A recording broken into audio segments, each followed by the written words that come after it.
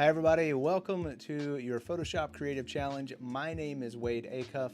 I'm an animator and illustrator, but I'm also your host today. In the description below, you'll find a link to a source file. That source file only has a prompt in it today, so you don't really need it, but you will find a link to the Discord and how to join these challenges. The community here is great. I highly recommend it. And speaking of community, what's up, chat? I know this is pre-recorded, but there's probably a mod. Sam, Cody, maybe. There's likely a Steve or maybe an Unicorn. There might even be me. Hi, Wade. Anyway, moving on, let's go ahead and get started with today's challenge. Animated type in Photoshop Creative Promotion using animation in Photoshop and export as a GIF or video. Well, this is a situation where I had to halfway bake the cake, and we're going to work on just the animation part, but the promotion for this has a little bit of a backstory. First, let's open up our timeline, go to Window, Timeline, and I've moved it slightly just so that I can still have, a face cam. And then I can say, hi timeline. But we have our timeline here. But the first thing you see is Skate. So the backstory is I'm making a zine for the Postal Service Skate Club. And the story for that is growing up in rural Mississippi, there wasn't a lot of pavement to skateboard on. A lot of gravel roads, as you could imagine, and then they built a post office right down the street, and lots of beautiful pavement and a giant parking lot to skate in. So that was amazing. So I'm making a zine promoting skating. I don't know. That's what we're working on. I'm going to go ahead and hide this so that it doesn't get distracting, and we'll just pop in here to show you what I've already done and what we're going to do today. So I'm just hitting play to play, and then I bump the mic. Perfect. Just press the space bar when you're in the timeline and it will play, so you can take a look at what our type is already doing. I'm only going to be working with 2 seconds here. We have the workspace, which you can pull out, and I've pulled this out to about 2 seconds. That's a little bit of navigation in here. These are our folders, and you can see them being selected over here as well. Down here you can scale in, scale out the timeline. It works a lot like After Effects. In fact, let's go ahead and show you some of the animation on Skate. This is it. This is all we've done. A lot of keyframes, but we're going to make this pretty snappy and speedy. I want to hide Skate, and we're just going to start fresh. We're going to press T on the keyboard to bring up our type tool, and it looks like we have selected Battery Park, which is not what we're looking for. We're looking for what is it? Oh, it's up here. It's hello, Alta, California. There it is. And the reason I chose this, you can see if we pull out the lorem ipsum. I understand. Thank you, Photoshop. It's a lot of different font, a lot of different variation on the type, so I thought I could use that and get some variation in what we're doing. So I want to start with the C. For club, we're going to be typing out club. You notice that my playhead, which is what this is, was located here, so that's where, when I created type, that's where it thought, hey, I need to start that layer in the timeline. It's not the case. You can just grab this and pull it over, and then we have our C.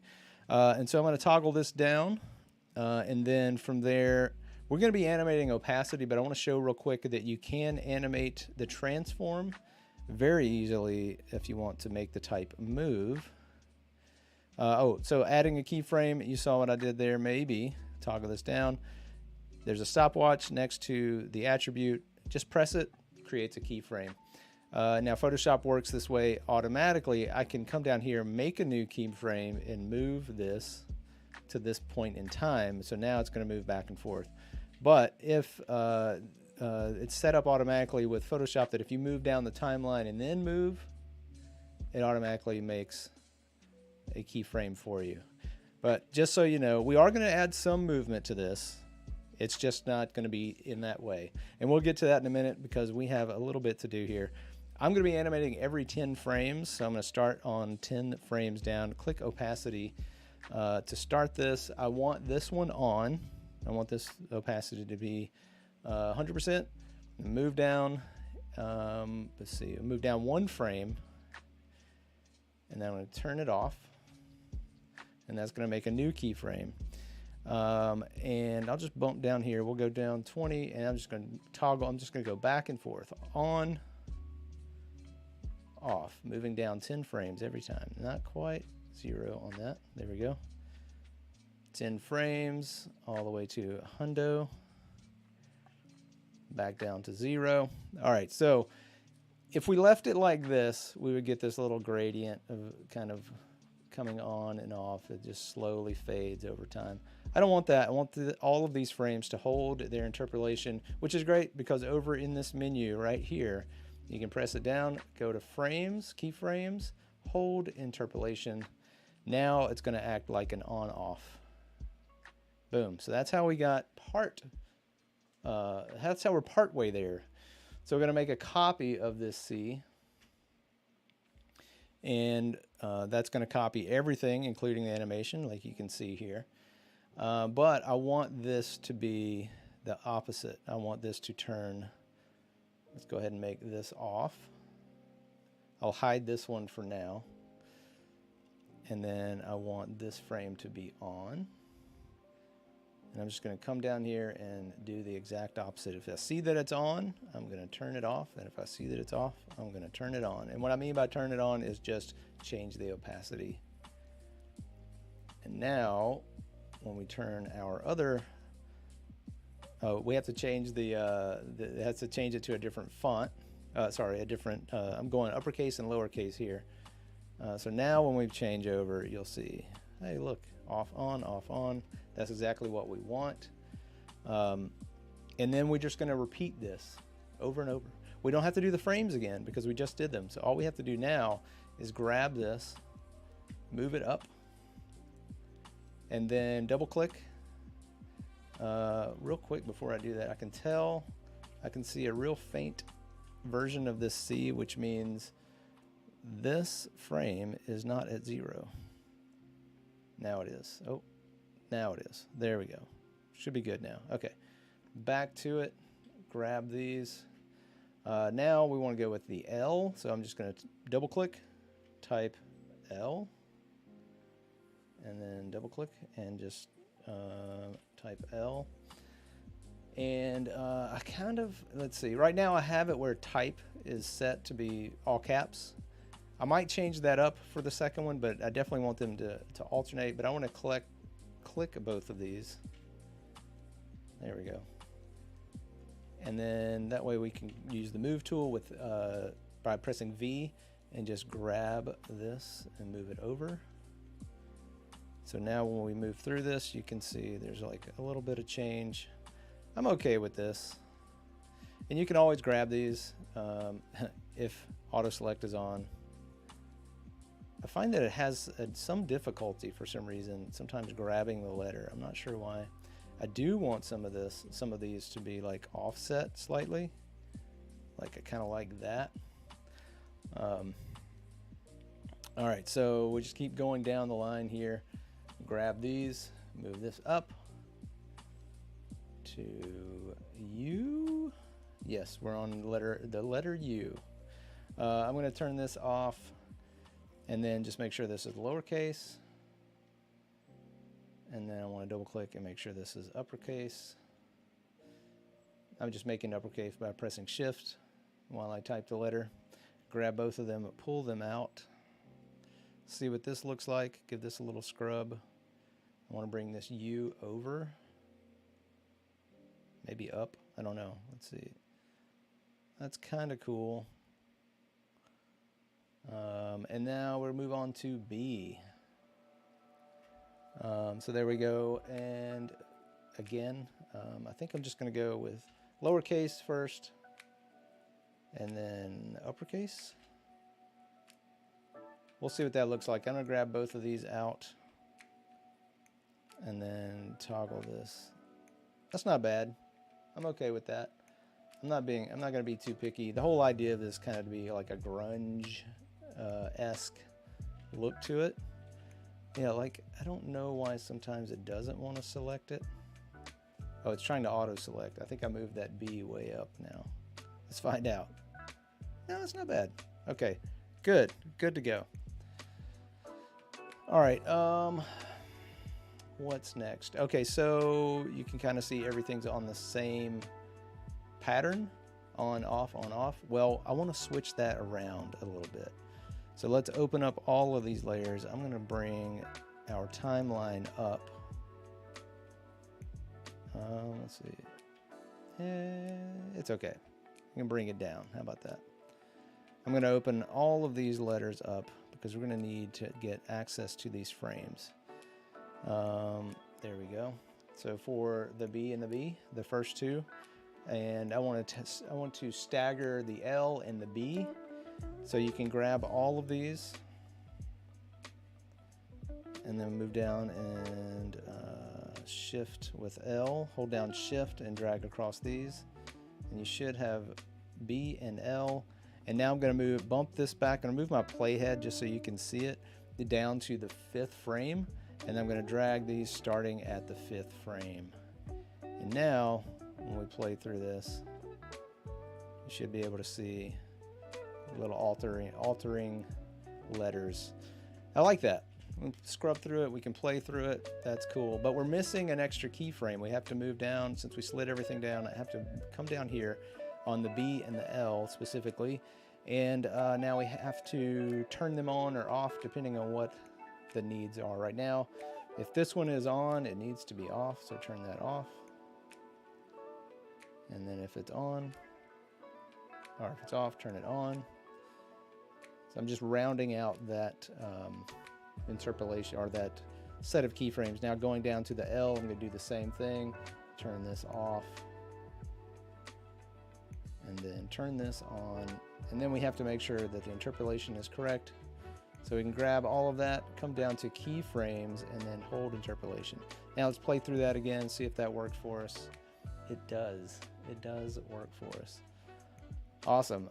So next, let's add a little bit of motion to this. If you saw that skate, let's see, you know what, before we move on, let's go ahead and grab all of these and put them in a folder. I'm going to name this folder Club. And then I'm going to change the color of this just for organization's sake. Let's say blue. So now you can see everything is blue. But let's take a look at skate real quick. And let's just do a playback of that. You can see there's a little wiggle.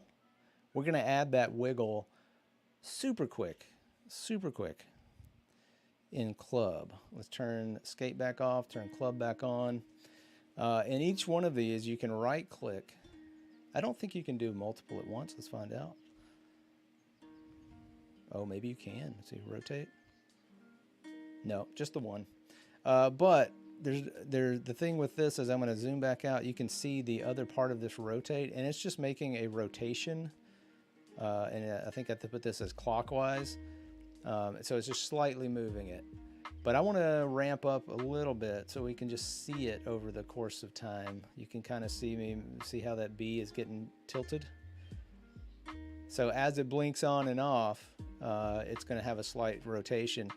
But as we move down, let's make sure we rotate clockwise, turn that to counterclockwise, grab this and do the same thing. And even if it's just, and I'm just going to come down through the whole thing and do these, even if it's just a little bit noticeable, that's all we really want. And maybe even, let's see, counterclockwise. Wait, did it add that? Yeah, it did. Let's change that to counterclockwise. And then bring that in a little bit. Same thing right here, clockwise, let's see, rotate. And then if you just select off of it, it will automatically add it. So as soon as I go into rotate, it just gives me these options, but if I click away, it just adds it. But I want to make sure this one's counterclockwise. I really don't know how this is going to work out. I'm going to find out here in just a minute. And then might be too much for some of these. Maybe this one does need to be. Oh, yeah, it's fine. We'll figure it out. Okay. Motion, rotate. Let's leave that clockwise. Drag it in a little bit.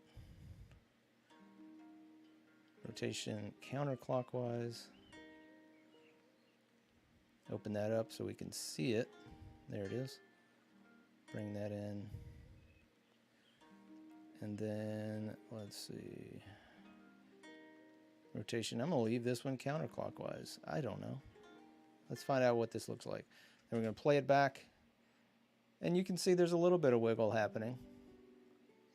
And then it'll reset once it hits the... There we go. I don't know, it's kind of interesting. It's a quick way to add motion to this.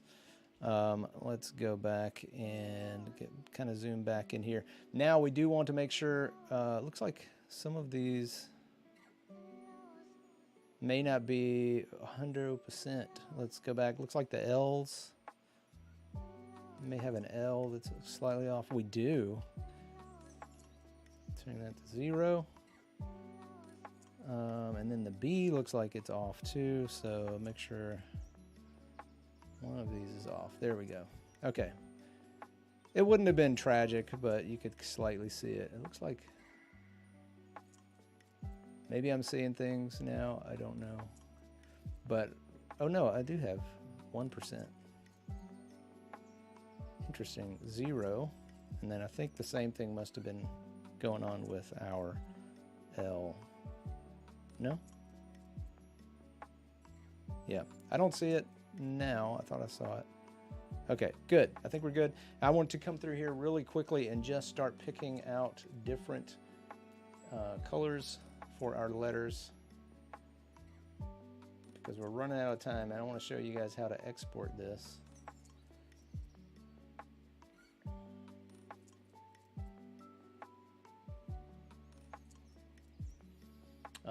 And I will also make a stroke for these. I didn't mean to do that. Let's go ahead and just keep rolling here.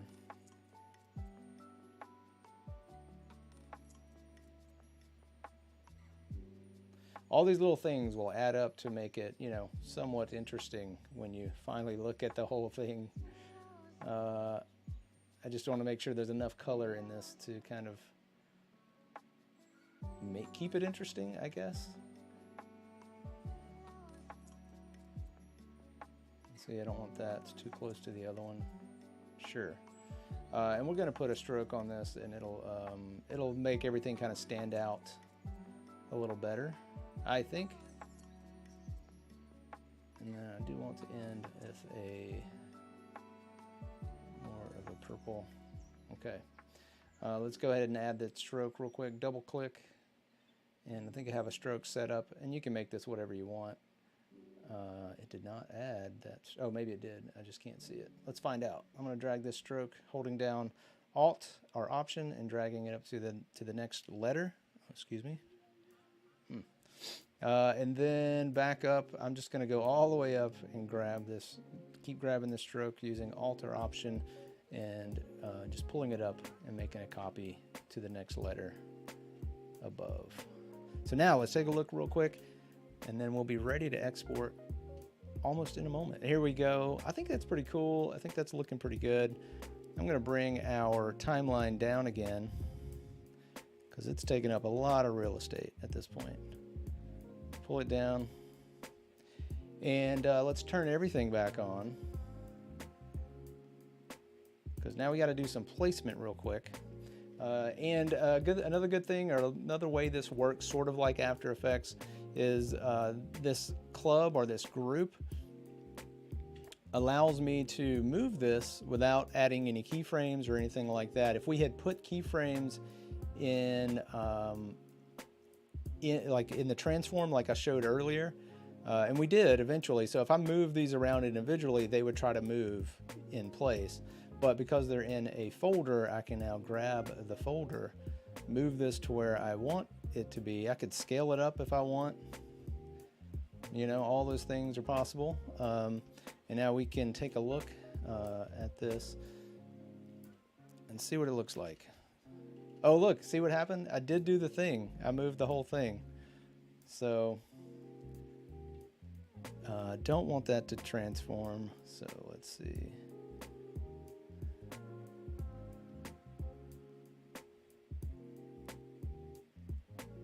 It shouldn't be adding a new.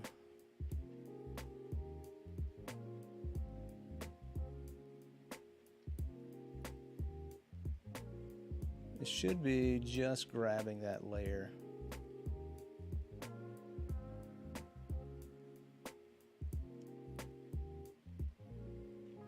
Let's try and put this in a group then. We're going to group the group, then move it. No, it still does it. I'm not sure why it's doing that. That is not how it's supposed to work. But we can get around it by removing all of the transforms. Whew. Now we are going to run out of time.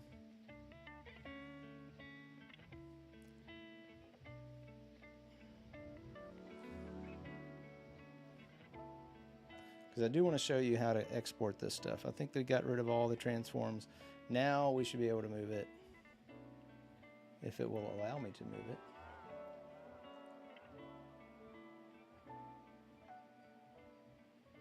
Did I even drag that? It's okay. It's fine. We've got it. It's all good. All right, so let's go ahead and export this. Down here, you will find a render video, and you can render video. The settings are basically set up just for what your document is, same frame rate. Down here, you can adjust the frame settings, like which frames you want to render to. I'm doing the entire workspace, and we're all good. And I would click render, but I think it's going to take a minute. So I'm not going to do it that way because I want to show you, I'll show you a video of that in a moment, but I want to show you transforming these over into, converting the timeline into a frame animation. You click continue, it will now make this, all your frames are out here. You can play through this just like this and see a little preview of what you're going to have as a GIF. And you have to make it, you have to do this to make a GIF out of it. And to save that GIF, go to export, save for web legacy. And I'm not going to adjust any of these settings. I'm just going to go ahead and make the GIF as is. I do want to say that down here at the bottom, I want to show you that you can change your document size if you need to. I am going to make a preview of this, which may take a second.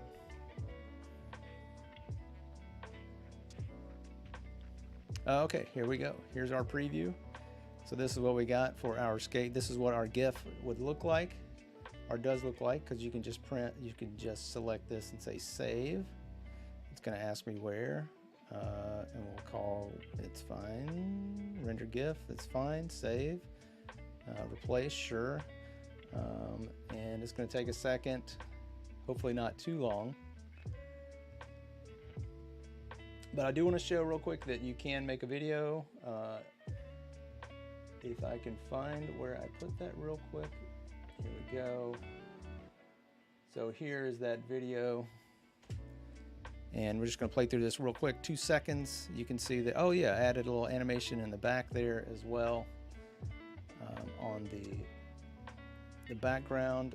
Let's go back to our timeline. And let's pull up our GIF. And this is our GIF. So there you go. We've made a thing. I do want to see if we can add this motion real quick on the back. I did like that. We are running out of time. Even on a pre-recorded challenge, we're running out of time. All right, I want to grab, I think it is this layer. Hit transform. Come out here to our 2 seconds and just slightly move it. And it's going to add a transform. And now when this plays back, you can see that this is slowly moving. All right, that's going to do it. I hope that made sense. If you have any questions, please drop them into the Discord. And yeah, until next time, have a good one, everybody, and we will see you soon. Bye.